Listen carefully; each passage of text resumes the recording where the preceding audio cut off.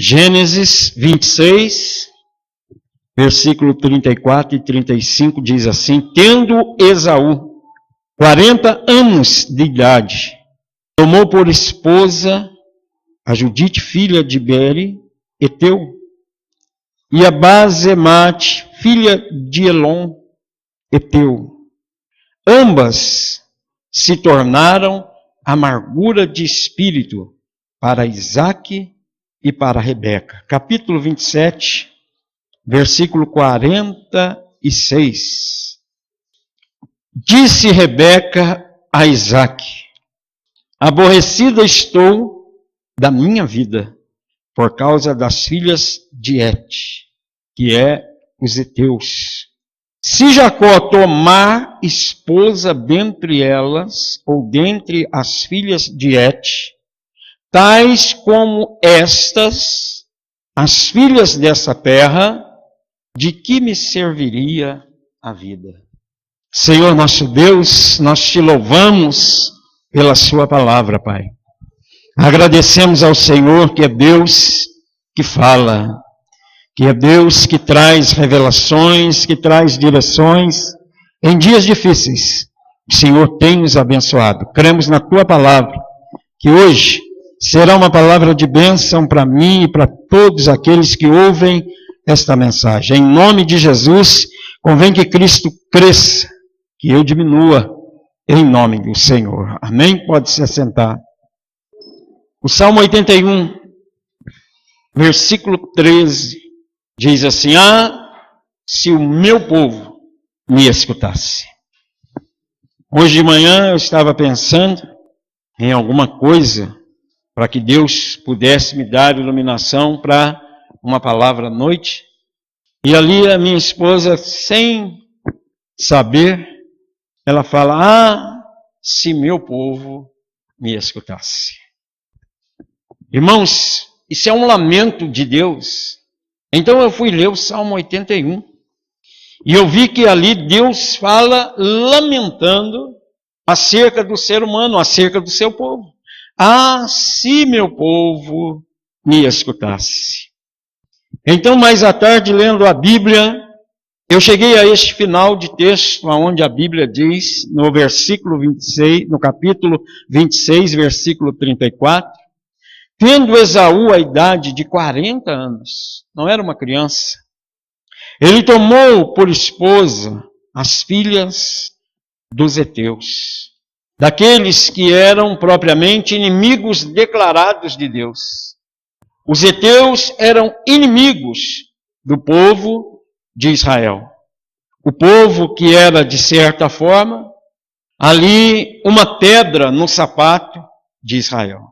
Por que será que Esaú, ele vai, de certa forma, deixar amargurado o coração e a vida de Isaque e Rebeca, mesmo sabendo que Isaque é um homem de Deus, mesmo sabendo que seu pai é um homem que tem uma promessa, e ele é o primogênito, é aquele que vai herdar todas as promessas de Deus, se a morte do seu pai chegasse. É aquele que, na ausência do pai, seria o sacerdote do lar. É aquele que poderia, como nós vemos depois, Arão e seus filhos, ser aquele que, na ausência do pai, até mesmo antes da morte, se o pai se ausentasse em viagem, ele seria aquele que levaria toda a família diante de Deus.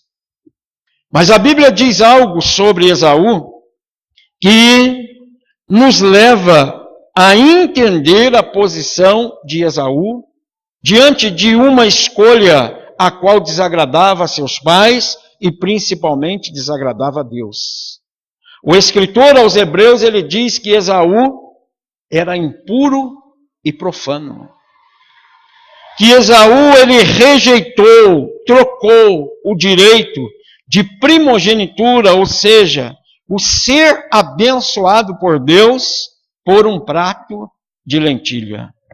Ele disse a Jacó, seu irmão, de que valia a ele a primogenitura, se naquele momento o que ele necessitava era de alimentar a sua fome, de alimentar a sua vida carnal, a sua vida sem estrutura para com Deus e sem o mínimo de preocupação com aquilo que Deus queria. Nós vemos que esse povo, irmãos, eles estiveram em várias situações envolvidos com o povo de Israel. Era aquele povo inimigo que vivia no encalço de Israel. E ele entrava na história de Israel somente para fazer Israel pecar contra Deus.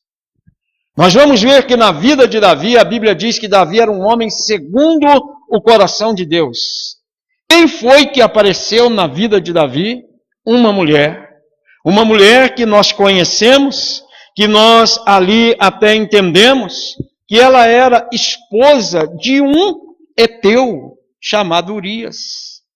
Essa mulher, ela entra na vida de Davi e ela faz com que Davi peque contra Deus, ela faz com que Davi traga sobre a sua casa uma maldição terrível, que nós não vamos entrar nela, nós não vamos averiguar o sentido da maldição que veio sobre Davi, mas basta você ler o texto, basta você ler a história de Davi em 1 Samuel, em 1 Reis, você vai ver. Você vai ver que ali, aquela situação que Davi um dia achou não ter nada a ver, destruiu a sua casa, dividiu a sua família. Assim como aqui, ela entrou na vida de Isaac, na vida de sua esposa Rebeca, e trouxe amargura de espírito. Isaac não tinha projetado isso para seu filho.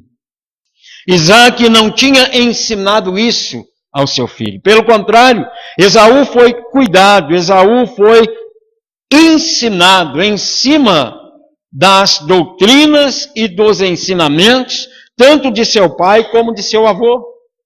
Mas a Bíblia diz aqui, irmãos, que não somente Esaú e Davi, a Bíblia vai mostrar também Salomão, quando ele se envolve com aquelas pessoas que não eram propriamente do povo de Deus, e ele ali, através de relações comerciais, nós vamos ver em 1 Reis 10, casou-se com muitas mulheres, e entre elas as hetéias. E estas trouxeram a ruína para a sua vida. Tanto de um lado nós estamos vendo aqui o casamento misto, como também as relações mistas vão estar na Bíblia, mostrando que Deus, ele tem um exclusivismo pelo seu povo. Ele diz na palavra em 1 Pedro que nós somos povo de Deus, nação santa, sacerdócio real. Nós somos propriedade exclusiva de Deus. Tudo isso está relacionado à promessa de Deus para Isaac e toda a sua geração. Rebeca, ela tem um pedido. E ela sabe que Jacó é o filho que lhe resta. Ela sabe que Jacó é o único que pode dar continuidade na promessa. E ela chega até Isaac e ela praticamente implora a Isaac. E se isso acontecesse com Jacó, não era para ele deixar que Jacó se envolvesse também com pessoas que não acreditavam, que não tinham os costumes e que de forma alguma tiveram um contato com o único Deus verdadeiro. Ela disse, isso será o fim da minha vida. Em outras palavras, ela diz, eu preferia morrer ao ver isso. Tem muitos pais crentes, muitas mães crentes que dizem isso. Tem pessoas também não crentes que dizem isso. Tem pessoas que viram para a filha, viram para o filho e falam, eu preferia morrer ao ver você casar com essa pessoa. Eu preferia morrer ao ver você se relacionar com essa pessoa. Jacó, ele é um homem pacato, diz a Bíblia, de tendas.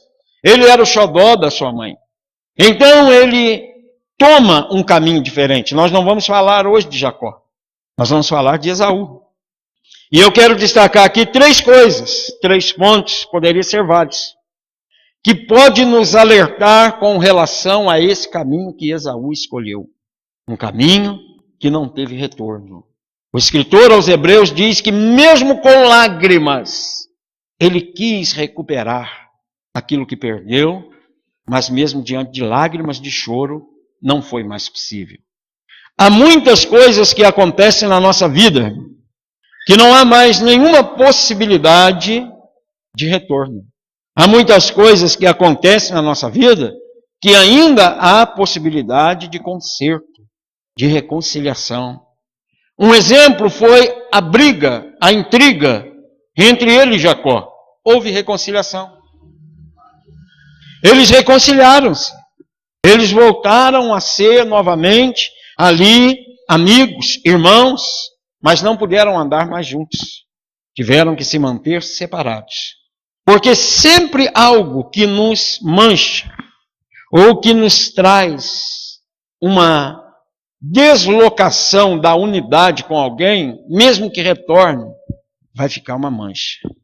Vai ficar ali um ponto de referência de que um dia nós, ali naquela situação, falhamos. Eu louvo a Deus e eu falo sempre isso para os irmãos.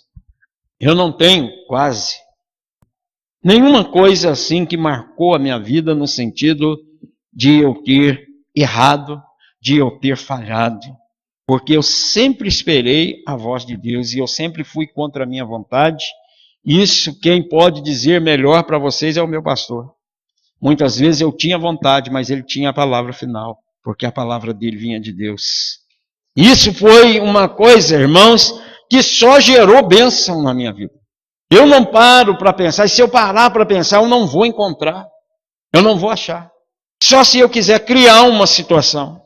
E tudo isso resultou em que a palavra de Deus hoje quer nos alertar. Nunca manche a sua aliança com Deus. Procure sempre em Deus a resposta dele acerca de seus relacionamentos, tanto profissional como relacionamento pessoal. E se algum dia Deus disser não, é não. Não manche a sua aliança com Deus por causa de coisas que aqui nesse mundo são perecíveis. Deus tem o melhor para nós. Deus tem o melhor. Esaú não seguiu a linhagem nem os ensinamentos de seu pai, nem muito menos de seu avô. Quando Abraão quer alcançar uma esposa para Isaac, ele faz uma consideração muito forte em Gênesis 24:3. Ele diz: eis que te faço jurar. Ele chama o seu criado de confiança. E ele diz: eis que te faço jurar por Iavé, que é as letras que descrevem Deus, o Deus dos céus e o Deus da terra, que não buscarás para meu filho uma mulher entre as filhas dos cananeus, no meio dos quais eu estou vivendo. E esse homem, ele obedeceu a Abraão. Ele fez um juramento a Abraão, que ele não tomaria esposa para Isaac, dentre as mulheres dos heteus. Então Esaú, ele tinha uma referência. Uma das grandes dificuldades da humanidade, ou que a humanidade tem passado, irmãos, é através dos conflitos familiares. Principalmente os crentes, que de uma certa forma desobedecem às vezes a palavra de Deus e se unem a pessoas não crentes. Não estou dizendo aqueles que vêm com a família assim. Não tem jeito. Se uma família vem para a igreja através da esposa, ela não vai deixar o marido. Se uma família vem à igreja através do esposo, o esposo não vai deixar a esposa. Pelo contrário, Paulo ensina que o marido santifica a esposa e os filhos, que a esposa santifica o marido e os filhos.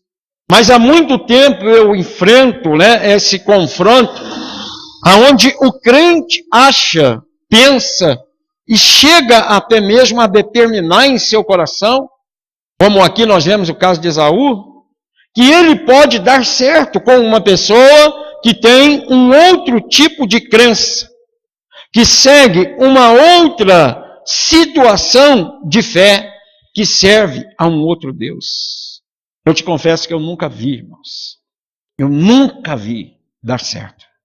Todas as pessoas, tanto homens como mulheres, que entraram numa aliança como essa, se perderam.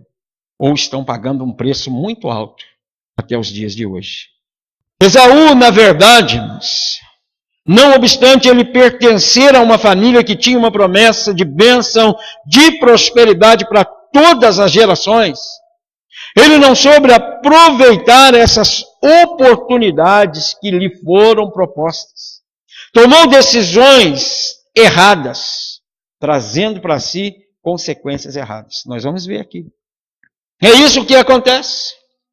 É isso que, de certa forma, sobrevirá sobre a vida daquele que, de alguma maneira, pensar que uma relação com o descrente, que uma convivência, eu digo, claro, em uma situação até de relacionamento, em uma situação de sociedade, vai dar certo.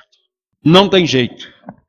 A segunda coisa que eu vejo aqui é que esses casamentos, como diz Esaú, foram brechas na pureza da linhagem para a qual Abraão tinha sido chamado. Israel foi chamado para ser a nação que traria à humanidade o Messias, o Filho de Deus. Deus cuidou de Israel, Deus cuida de Israel, Deus blindou Israel com a sua santidade. Quando nós vemos as situações das outras nações, dos outros povos que perseguia Israel, e como Deus intervinha, de certa forma, para ajudar Israel, para manter Israel diante do seu propósito, nós podemos entender que Israel o tempo todo foi guardado por Deus, porque é um propósito de Deus. Se o povo de Israel falhasse, a promessa de Deus falharia. Mas tudo aquilo que Deus diz não tem possibilidade de falhar. As duas mulheres, Judite, filha de Beri, Eteu, e até mesmo esta outra mulher, eram de famílias idólatras. A amargura de espírito de Rebeca poderia ser por ver o seu filho criado debaixo de disciplina, criado debaixo de provisão de Deus, vendo as maravilhas que Deus fez e estava fazendo agora através da vida de seu pai. A amargura de Rebeca talvez poderia ser por ver essas mulheres trazendo para dentro da família de seu filho os costumes da idolatria, da adoração e até mesmo do culto, que não era um culto direcionado a Deus. Nós vamos olhar na Bíblia e nós vamos ver como Acabe também ele cai nesse laço. E a sua vida se transforma em uma vida de adoração aos ídolos. Aqui nós vemos que não se tratava apenas de uma questão racial. Porque se você pegar a história dos heteus, você vai ver que a história dos heteus vai mostrar que eles eram homens, pessoas de pele amarela, de cor amarelada, eram pessoas de baixa estatura, eram pessoas até que não estavam à mesma estatura do povo de Israel, mas não era essa a amargura do coração de Rebeca, não era essa a probabilidade de Deus estar querendo nos falar acerca de seres humanos diferentes do dele, que aquele que ele tinha criado. Não é isso. Deus está falando de costumes diferentes. Ambas essas mulheres se tornaram amargura de espírito para a mãe de Esaú. Só que às vezes os filhos, eles não importam, eles não estão, de certa forma, se importando se aquilo é do agrado dos pais ou não. Isso já é antigo. Nós vemos logo de início um homicídio dentro da família primeira que esteve sobre a terra. Nós vemos os filhos de Adão e Eva. Nós vemos ali um matando o outro por causa de inveja. Caim tinha ira no seu coração, tinha inveja com relação a seu irmão. Então, muito menos aqui, Esaú seria tocado pela tristeza de sua mãe ou pela desobediência a seu pai. Os heteus eram descendentes de Et, segundo a linhagem, filhos de Canaã, filhos de Cão, o terceiro filho de Noé. A palavra heteu significa aquele que causa terror, e tinha sobre eles uma maldição lançada por Noé, porque esse que já tem o nome do cão, né? Ele zombou de seu pai, quando ele viu a nudez de seu pai. E seu pai amaldiçoou ele. Ele se tornou maldito sobre a terra. Era um povo diferente. Era um povo meio esquisito. E tem crente procurando povo esquisito, não é verdade? Tem. Povo todo atrapalhado. E eles falam, não, nós vamos trazer ela para a presença de Deus. Nós vamos trazer ele para a presença de Deus. Quem sabe não era essa a desculpa de Esaú? Para manchar as suas vestes? Para manchar a sua vida com Deus? Quem sabe ele não falou isso? Não, papai Isaac. Eu vou trazer elas para o nosso povo. Elas vão aprender a nossa cultura. Elas vão aprender sobre o nosso Deus. Porque é assim que as pessoas se apresentam. Tanto para os pais, quanto para seus líderes. Nada pior do que uma mancha na túnica de santidade que Deus te dá, irmão. Nada pior do que isso. Nada pior para um povo crente. Ouça isso. Ter no seio da sua família um filho que se torna descrente. Uma filha que se torna descrente. Esse foi o caso de Esaú. Ele se tornou descrente. Ele desobedeceu a Deus, ele desobedeceu a seu pai. E agora, na linguagem bem clara, Isaac e Rebeca tinham um macumbeiro dentro de casa. Tinham um feiticeiro dentro de casa. Tinha uma pessoa que praticava culto às imagens e a outros deuses dentro do território que Deus tinha falado com ele. Nesse território eu vou te abençoar. Irmão, tenha cuidado. Irmã, tenha cuidado. Deus não se mistura. Deus não se mistura. Às vezes a pessoa fala, pastor, o senhor é muito radical, mas eu sempre digo, ninguém vai entulhar meu poço. Ou anda direito, na minha casa, na minha família, pode ser amigo, pode ser quem for, quer ir lá para a minha casa, quer estar junto comigo, tudo bem. Quer morar, tudo bem. Teve parente já, né, minha esposa daí, que veio para a minha casa, para homenagear o aniversário de minha filha. Dei a ele umas instruções, como é que era dentro da minha casa. E ele lá pelas tantas, acendeu um cigarro dentro de casa e começou a falar demais dentro de casa, tomou umas biritas aí na rua. Até que ele falou, eu só não vou embora daqui porque não tem quem me leve. Eu levantei o dedo. Meia-noite. Falei, tem aqui, ó. Vamos embora, pega suas coisas e entra no carro. Meia-noite, 1h30 da manhã, nós estávamos voltando de São Lourenço, larguei ele lá na porta da casa dele. Porque na minha casa só honra a Deus. Só a Deus. Ah, mas é irmão, é parente, é tio, é tia. Cada um tem o seu modo de viver. Que harmonia há entre Cristo e Belial? Ou que parte tem o crente com o incrédulo? Diz Paulo aos Coríntios. Pois que sociedade pode haver entre justiça e iniquidade? Ou que comunhão tem a luz com as trevas? Ou que consenso há entre o santuário de Deus e os ídolos? Pois nós somos um santuário do Deus vivo, disse o apóstolo Paulo. Como é que Esaú quer ter comunhão? Quer ter descendência? Quer gerar família com os heteus? Com costumes contrários, que Rebeca agora passa a ser, de certa forma, oprimida dentro da sua casa, porque certamente as noras de Rebeca trouxeram para a sua casa o culto, as oferendas e muitas outras práticas, comportamentos diferentes, que causaram em Rebeca o descontentamento. Quem conhece a vontade de Deus jamais se sente bem ao lado de quem pratica essas abominações. Você que tem na sua casa, é claro, pessoas incrédulas, são parentes seus. Você tem que permanecer com eles, mas você sabe como isso te faz mal. Agora, quando você tiver sua família, quando você tiver seus filhos, quando você tiver sua casa, você não tem obrigação, porque você está formando uma nova geração.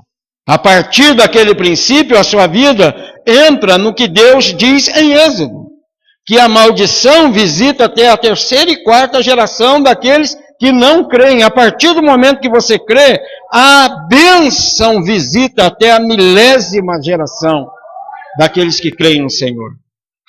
É por isso que o descrente não pode apartar do crente. Né? Tem que explicar aqui, senão amanhã está pondo ponto para a rua aí. Não pode. Viu? Por isso que o descrente não pode. Eu digo uma pessoa que vem de longe, que vem como essas aqui, que vem sobre a vida do seu filho, sobre a vida da sua filha, bota o joelho no chão, manda-se embora. Manda-se embora. Ora pelo seu filho, ora pela sua filha. Eu já oro pelo marido da minha filha, nem sabe. Mas eu já oro. Que seja um homem de Deus. Eu abençoo a vida delas.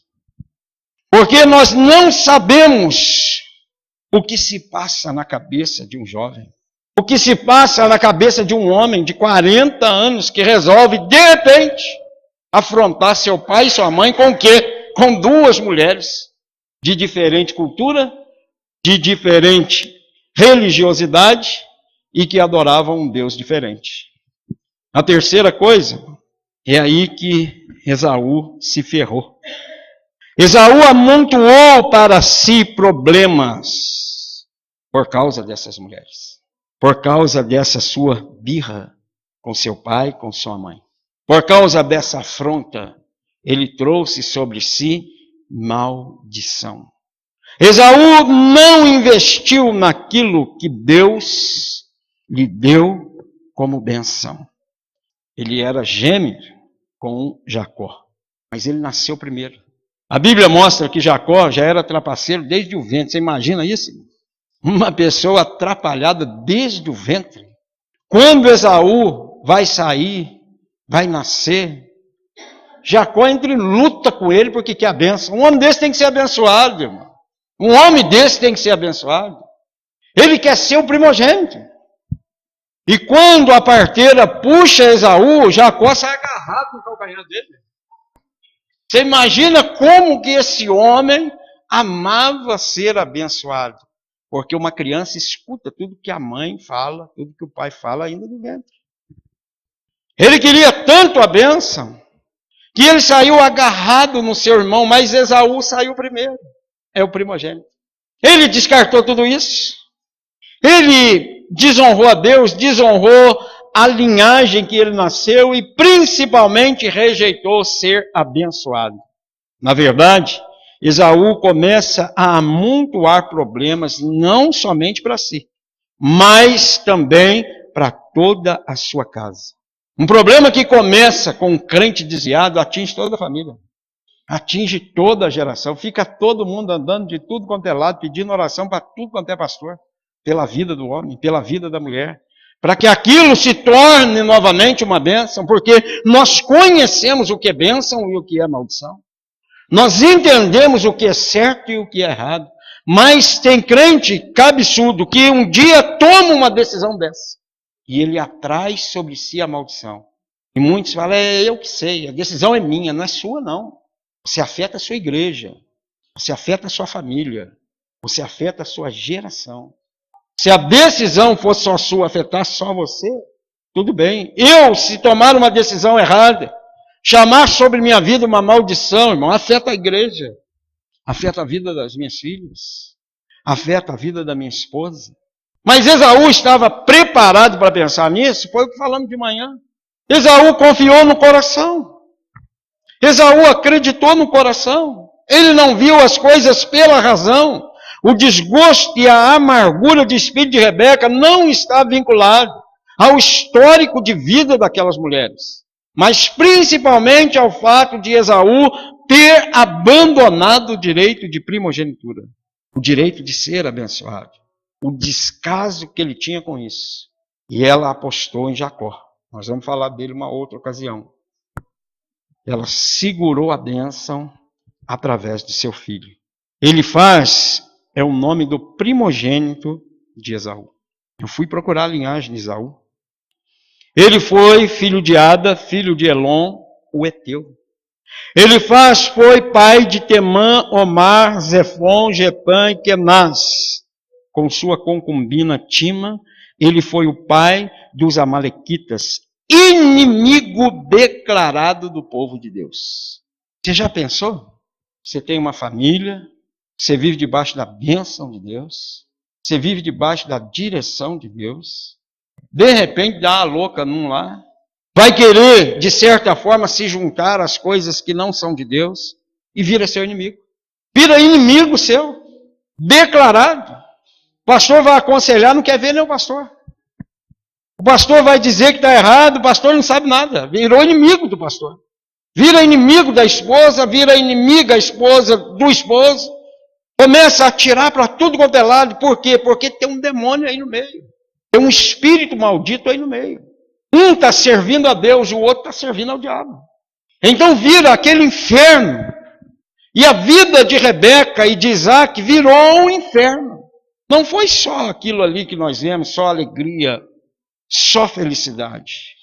Porque o inimigo cria situações para destruir sua alegria, para destruir sua felicidade, para destruir a minha alegria, para destruir a nossa felicidade. Mas ele está amarrado em nome de Jesus. Está amarrado em nome de Jesus. A palavra de Deus aqui mostra que esse desgosto foi por causa dele ter entrado em núpcias com pagãos. A história aqui vem mostrar o que o povo israelita agora estava enfrentando. Você já pensou irmão lutar com irmão? Irmão ter que abater irmão. Porque ele está vindo para cima com tudo, ele quer derrubar o outro. Ele quer derrubar o outro. Ela quer, de certa forma, destruir a vida da outra. Liga para o pastor e fala, fulano está fazendo isso, fazendo aquilo, fazendo aquilo. Liga para o pastor e fala, fulano está fazendo isso, está fazendo aquilo. Por quê? Porque entrou num jugo desigual. Saiu da bênção. Saiu da direção.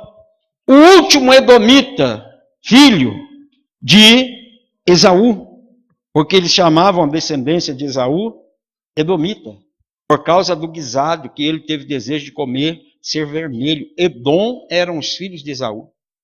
O último edomita famoso que aparece na Bíblia, você não vai acreditar, você vai acreditar porque eu estou falando, é o cruel Herodes, o Grande. Olha onde vai começar a história. Olha onde vai terminar, lá na cruz. Está entendendo como é que o negócio é enroscado? Ah, mas eu estou fazendo, a minha vida é minha. É nada, é uma geração, é uma descendência. A vida não é sua nada. Nem isso nós temos. Deus diz em Ezequiel que toda alma lhe pertence. Toda alma é minha, diz o Senhor.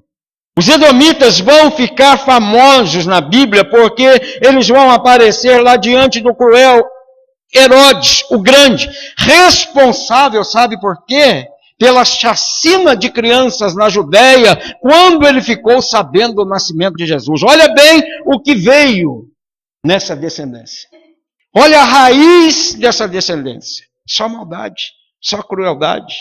Se uniu a pessoas desviadas.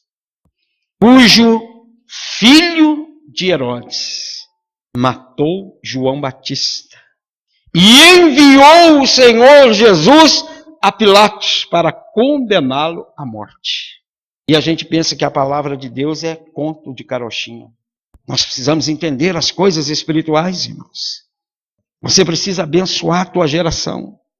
Você precisa saber que a sua tomada de decisão hoje pode resultar em perda de toda a sua geração. Toda. Esaú se perdeu porque rejeitou a sua bênção. Esaú se tornou um homem impuro e profano, como diz o escritor aos Hebreus, em Hebreus 12, 16 e 17, porque rejeitou andar nos caminhos do Senhor e escolheu o que era maldição. Escolheu o que não era certo. O caminho de Deus é perfeito, diz a palavra de Deus. É perfeito. Muitas vezes pessoas crentes hoje estão culpando a Deus pelos erros cometidos lá atrás. Porque tem muitas igrejas que vão, de certa forma, apaziguar julgos desiguais. Vão, de certa forma, dizer que não tem nada a ver sociedade de crente com incrédulo, mesmo estando escrito na Bíblia.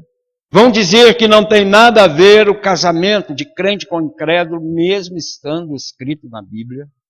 Vão formular conceitos contemporâneos à nossa geração para dizer que também não é assim, não. Mas uma coisa eu te digo, cuide da sua geração. Ande com Deus. Seja firme com o Senhor. Seja firme com Deus.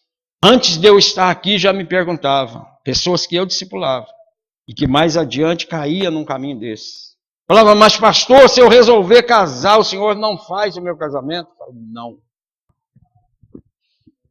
E algumas pessoas ficavam até bravas comigo. Casavam-se mesmo, porque tem outros que fazem. Olha a vida hoje. Hoje, essas pessoas gemem e choram debaixo de um jugo desigual. Debaixo de uma situação não abençoada por Deus, o homem não pode abençoar. Ainda que haja um super pastor sobre a terra, Deus não abençoa a maldição. Malaquias, você abre aí comigo, nós vamos ver a situação que vivia o povo de Israel, que vivia o povo de Deus. Malaquias, capítulo de número 2. Olha bem, Deus está falando com os sacerdotes. Se você ler o livro de Malaquias com bastante calma, você vai ver que Deus estava falando com o povo até para fechar a porta do templo e ir embora. Porque ele não recebia o culto que era oferecido por aquele povo. Deus questiona eles. Se eu sou vosso pai, onde está a honra para comigo? Agora no capítulo 2, olha bem, no capítulo 2, ele vai falar acerca dos sacerdotes, que chegava no final dos cultos que eles direcionavam a Deus, e estendiam as mãos para Israel, e pronunciavam a bênção do Senhor. Ele vai dizer algo aqui, que muito pastor nunca vai falar de um púlpito, porque não tem coragem. Capítulo 2 diz, agora, ó sacerdotes, para vós outros é este mandamento. Se o não ouvirdes, se não propuserem em vosso coração dar honra ao meu nome, diz o Senhor dos Exércitos, enviarei sobre vós a maldição e amaldiçoarei as vossas bênçãos. É Deus quem está dizendo. Ah, pastor, mas o pastor fulano abençoou. Está amaldiçoado do mesmo jeito. Se não está de acordo com o que Deus diz na sua palavra, não tem bênção. Ninguém tem esse poder. E ele diz, já as tenho amaldiçoado, porque vós não propondes isso no vosso coração. Toda vez que terminava o culto, o pastor, o sacerdote estendia a mão para Israel e abençoava. Deus amaldiçoava. Não tinha prosperidade, não tinha nenhum mantimento, estava faltando mantimento no templo. Sabe por quê? Chegava o carneiro ou o cordeiro bonito, e eles guardavam para si. Chegava um coxo ou no caminho quebrou a perna, eles ofereciam a Deus.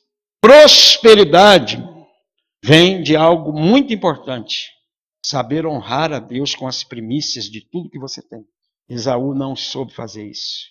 Esaú achou que por ser primogênito, por ser o primeiro, ele podia fazer como ele quisesse. E a maldição veio sobre ele. Concluindo, irmãos, a vida com Deus consiste em decisões tomadas com a razão. Nós prestamos um culto a Deus racional. Não ficamos aí pulando por cima de cadeira, rodando para o chão e dando glória a Deus à torta e à direita. Não, nós temos um culto racional.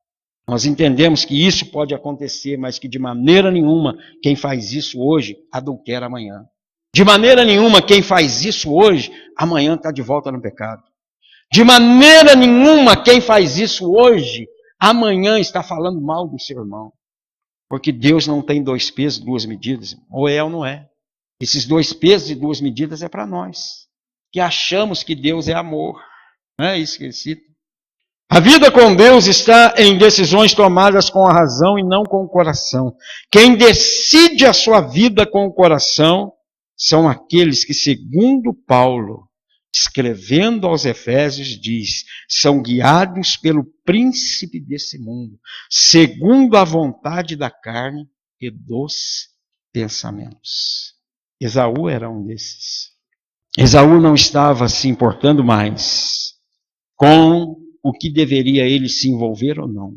Ele tomou uma decisão e pronto. Só que eu te aconselharia a buscar mais acerca da geração de Esaú, para você ver o que resultou essa tomada de posição dele. Tem muita gente sofrendo hoje, porque lá atrás erraram. Tem muita gente abandonando a igreja hoje, porque foram disciplinadas na igreja ou de certa forma foram corrigidas. E aí se junta a essa turma que tem um nome agora, os desigrejados, e falam: Deus conhece meu coração, eu vou viver dessa forma, eu estou em paz com Deus. Irmãos, tem pessoas que estão mais em paz do que muito crente, sabia disso? E nunca tiveram conhecimento de Deus. Você chega na casa daqueles hippies, eles estão lá com um monte de incenso aceso, quase afoga a gente quando entra lá dentro, com a perna trançada igual uma aranha, com a mãozinha assim, relax. Tem crente que já está atribulado, mas ele está com Deus. A diferença, irmão, não é você sentir paz, porque Deus, você sentiu paz, Deus concordou com isso. Como que o crente erra nisso? É claro que você vai sentir paz. Você vai sentir paz mesmo. A pessoa está fazendo a vontade da carne, a vontade do coração. Sansão estava numa paz, deitou a cabecinha lá. Dalila, só fazendo cafuné. Dorme, Sansão. E ele falava: ô Dalila, que paz. Ô Dalila, eu estou em paz. Deus é conosco, Dalila. Você vai ser uma bênção de mulher. E ela: dorme, Sansão. Faz o cafunézinho, Sansão, aí faz aí na cadeira. Dorme, Sansão. Faz.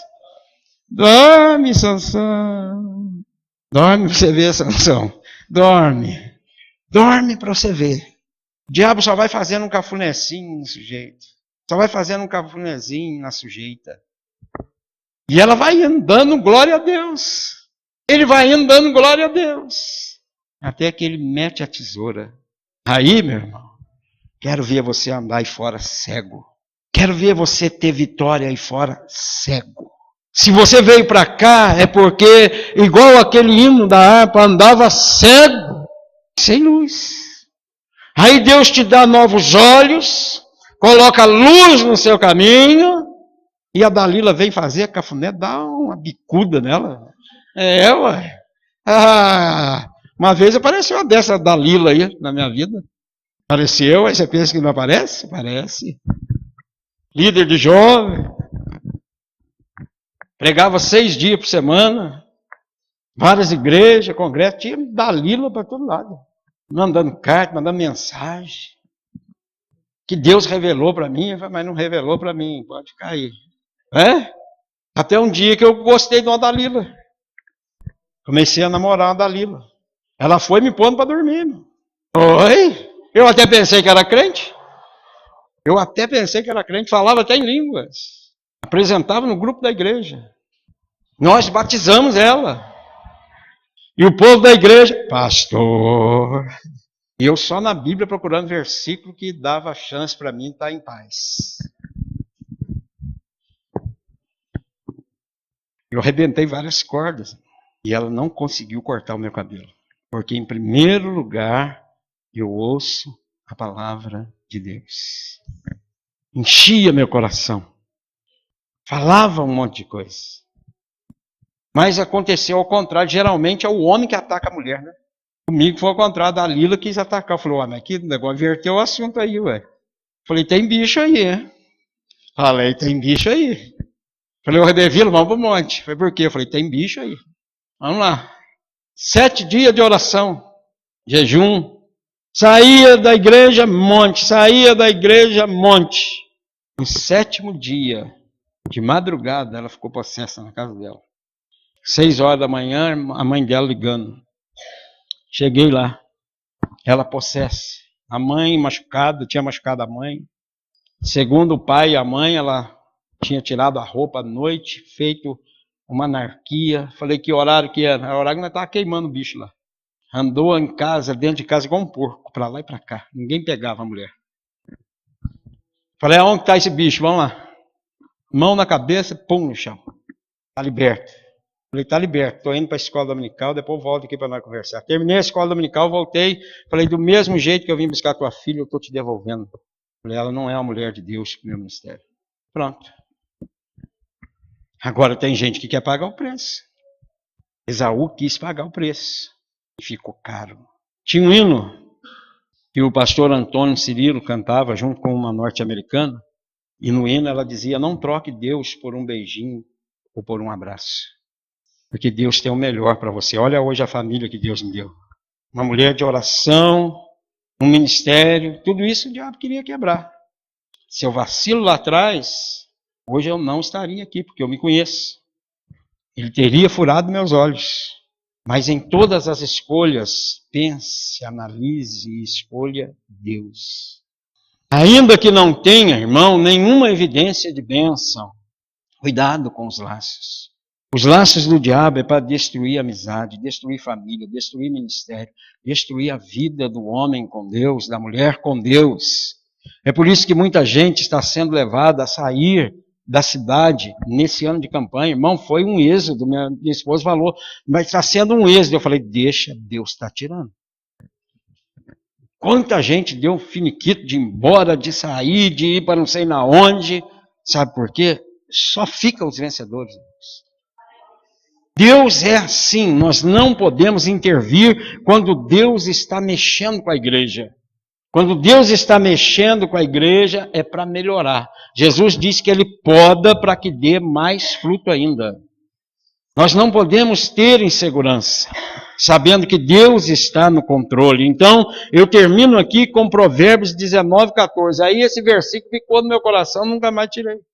A casa e os bens vêm como herança dos pais, mas a esposa certa vem do Senhor. Não se apresse, né? Não se apresse. Não tenha, de certa forma, comunhão, enlace, relacionamento em sociedade com ímpio, por maior que seja. Eu não vou citar o nome, porque a mensagem vai para... Vou colocar na internet, é um tanto ali para mim colocar, depois a pessoa pode até se constranger. Mas assim que eu fui abrir minha loja, uma pessoa me ofereceu uma loja prontinha para eu trabalhar. E eu estava feliz, era de Deus. Quando eu cheguei numa esquina para fazer uma curva ali embaixo, aquilo vem como um martelo. Minha esposa lá atrás, no banco de trás, fala, não vos ponhais em julgo desigual com incrédulos. Ela fala cada coisa que ela nem sabe, é eu que sei. Ela começa a falar sozinha, mas eu sei o que é. É resposta de Deus. Cheguei em casa, liguei para o rapaz. Falei, não vai dar mais não, nós vamos voltar aí naquele projeto lá. Ah, mas por que eu deixo para o senhor o horário, para o senhor fazer lá os cultos, pode trabalhar até as 4 horas, a loja está montadinha, está tudo lá, o senhor entra com a mão de obra. Eu falei, não, deixa eu te explicar por quê. Se o senhor quiser também, no momento que tiver algum chamado, se eu tiver que sair, o senhor sai. Eu falei, deixa eu te explicar por quê. Aí eu li para ele, falei, declarei, né, conheço essa palavra de cor, eu não deveria me pôr em julgo desigual com o incrédulo. A pessoa até tentou continuar, mas não teve jeito, não tinha cacuete para o negócio. Aí ele pegou tudo que ele tinha dentro da loja dele, chegou um dia lá em casa. Tudo que eu precisava para começar. Placa-mãe, HD, memória, computador montado, tudo. Numa caixa mais ou menos desse tamanho aqui. Falou, está aqui, pastor. O senhor me paga quando puder e quando quiser. Está vendo como é que Deus faz? Mas a pessoa fala, essa é a oportunidade da minha vida, eu não posso perder. Cuidado, Sansão.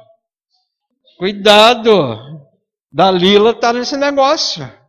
E se Dalila está no negócio, ela quer furar o teu olho. Não é assim que eles falam para a gente? Você vai fazer negócio aí, vai furar teu olho. Dalila fura mesmo, hein? Corta o cabelo.